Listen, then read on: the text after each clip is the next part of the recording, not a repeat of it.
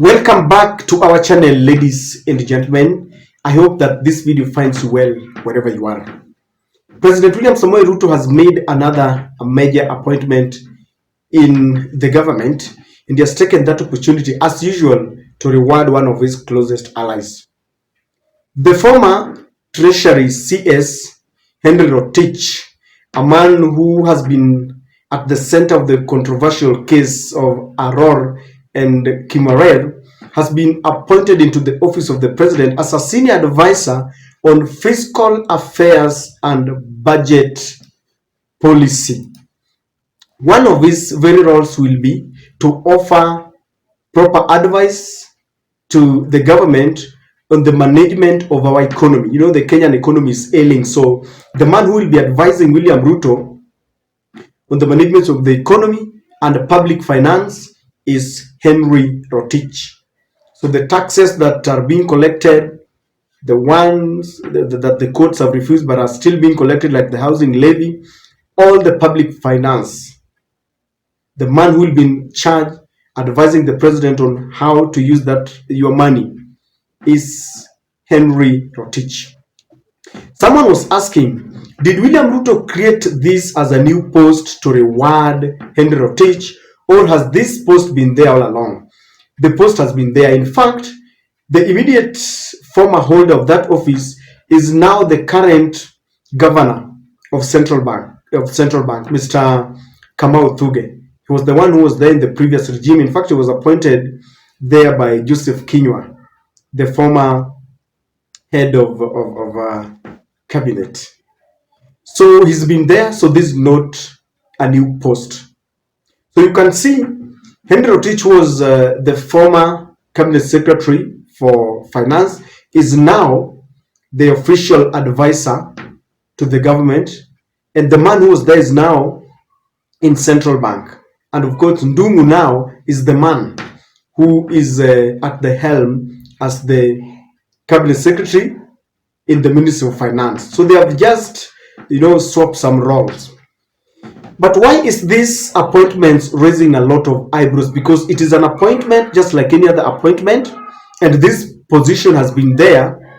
But William Ruto was waiting for Henry Rotich. It had been preserved for him.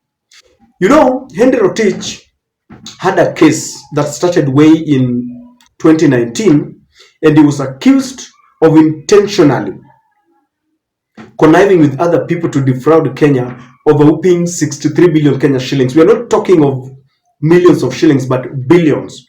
And he was accused of intentionally flouting, procurement laws, and awarded the tender to Arror and Arror to an Italian firm, contrary to some sections of the law.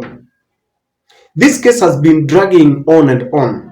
And from the onset, William Ruto had accused the former regime of political witch hunt, and he claimed that Henry Rotich was being followed because of his allegiance or support to William Samoei Ruto. Just like many others, like Rigathi Gachagua, who used to say that the DCI used to walk into his house very early in the morning, and he said that it was as a result of his dalliance with William Ruto.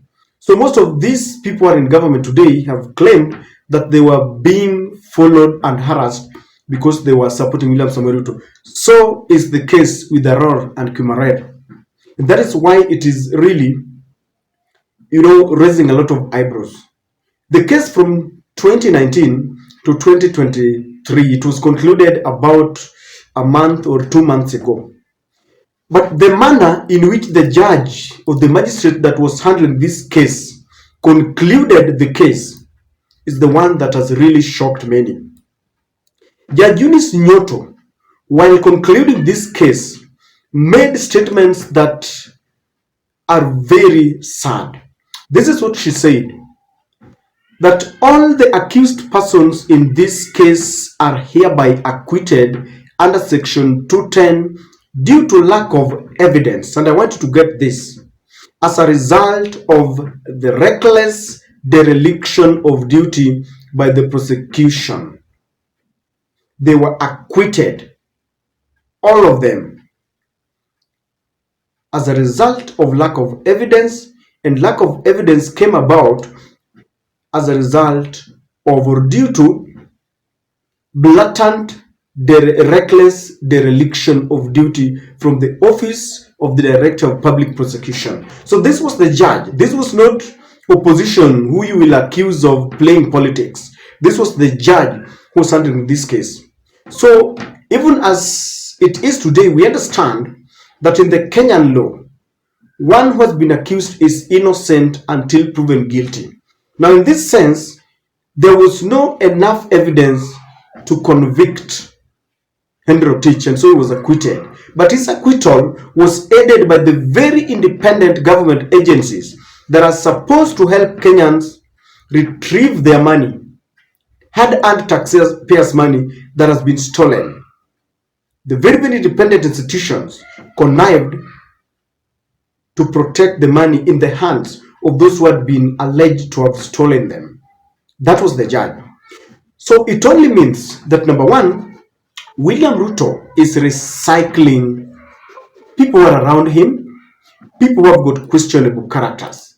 Because I know Henry Rotich has been sanitized, but the way in which he was sanitized is questionable because the judge did not approve of it. And the judge, if you read that statement moving further, the judge said that there is no need for the Director of Public Prosecution's office to initiate a case that they do not want to pursue to the end.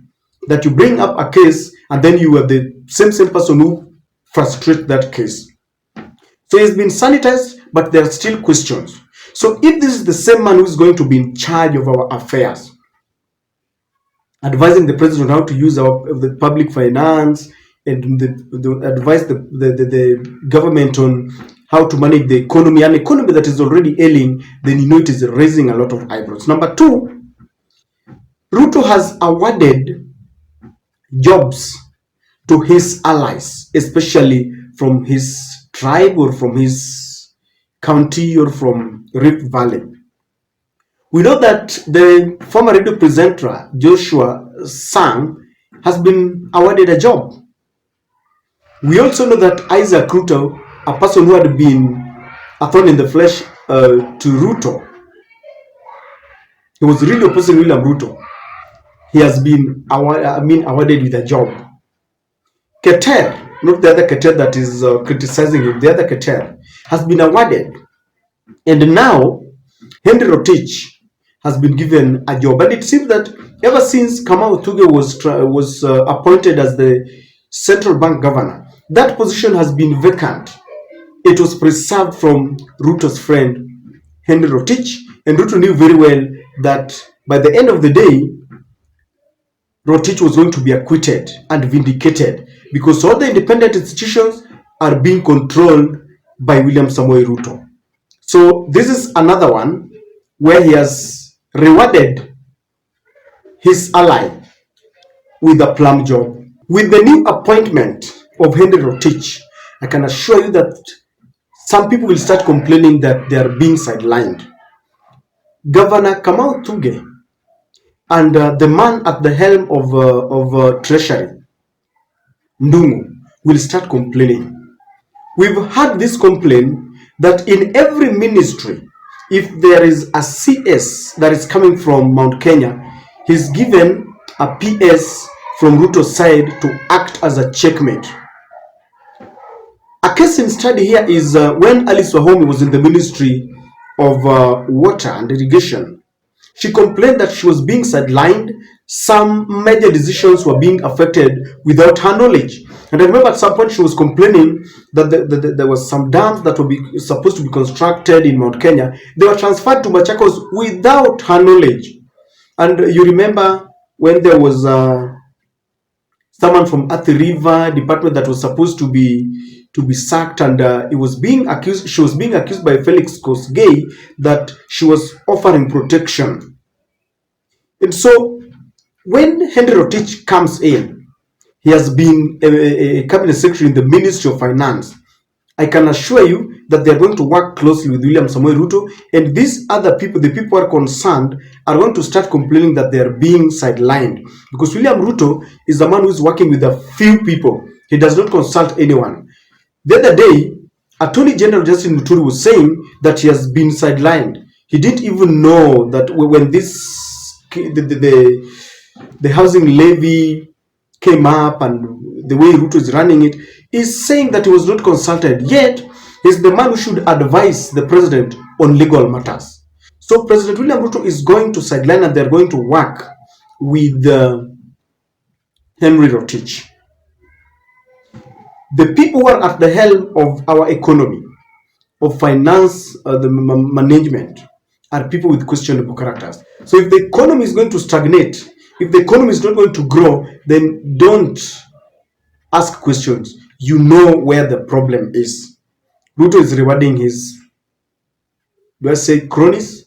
We know he has gone even to jail and retrieved people who had been jailed because of some questionable, stealing of our public finances.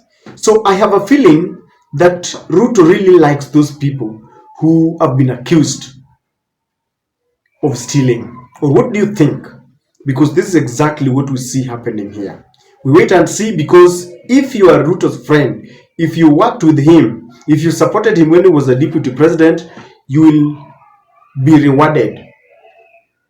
People like Waititu should hold their horses. I've heard him complain that William Ruto promised him to be a deputy president. I know William Ruto has got something for him, because Waititu also has got some, cases about stealing of public finances. So, ladies and gentlemen, it is that serious, and this is why it was raising a lot of eyebrows. I don't know what to think, but that is my take.